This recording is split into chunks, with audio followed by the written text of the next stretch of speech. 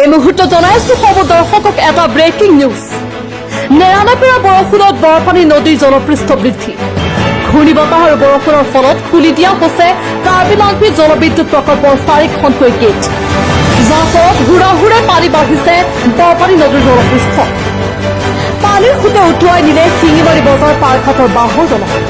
বৰপানী নদীৰ জলপৃষ্ঠ বৃদ্ধি পোৱাত নগাঁও জিলাৰ কচুৱাৰ, নংজাপ, জুৰিপাৰ, শিঙিমাৰী আদি অঞ্চলত ঘৰে জোৱাৰে সোমাইছে পানী। আনহাতে জুৰিপাৰ বান্ধৰ পৰা গড়কাপ্তানি পথৰ ওপৰেদি বাগৰিছে পানী। শংকিত হৈছে নৈপৰীয়া ৰাইজ।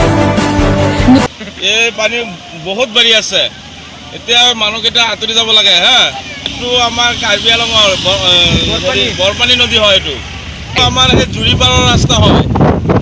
ইয়াত আমাৰ মন্দিৰ আছে যে নাই, মন্দিৰৰ কিনাৰত বহুত গাঁৱত যাব। আমাৰ জুৰিপাৰ গোটেইকেইটা গাঁৱত গুচি যাব পানীখন। আৰু তিৰালি বন্ধত যাব, আৰু এই আপোনাৰ এই বুঢ়ীমাৰী বন্ধত যাব, গৈ পাব। পানী বাঢ়ি আছে, বহুত বাঢ়ি আছে। সম্ভৱ আছে, সোমাব সম্ভৱ আছে। সোমাই আছে আৰু সোমাব, বহুত ডাঙৰ হৈ যাব পানীখন। হয়, আৰু ইতিমধ্যে 2-3 দিন নেৰানেপেৰা বৰষুণৰ ফলত আজি কাৰ্বি লাংপি জলবিদ্যুৎ প্ৰকল্পই ৰাতিপুৱাৰ পৰা পানী অহাৰ পিছত আমাৰ বৰপানী নদীৰ জলপৃষ্ঠ হুৰাহুৰে বৃদ্ধি পাইছে। প্ৰায় আধা ঘণ্টা ধৰি নদীৰ পাৰ ভাঙি ইতিমধ্যে জেগা জেগা মানুহৰ ঘৰে বাৰীয়ে পানী সোমাই আছে।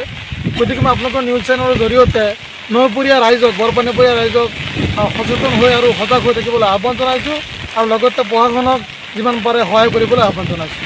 হয় হয়, ইতিমধ্যে দেখিছে আপোনালোকে, কেমেৰাৰ পৰা আপোনালোকে দেখিছে আমাৰ মাধৱ থানৰ ওচৰৰ পৰা পানী বাগৰিছে, ইপিনে আমাৰ মাধৱপুৰৰ বন্ধুলাৰ দি পানী বাগৰিছে। গতিকে এনেকৈ যদি জলপৃষ্ঠ বাঢ়ি থাকে প্ৰায় 20-25খন গাঁও পানীৰ কবলত পৰাৰ শংকা কৰা হৈছে।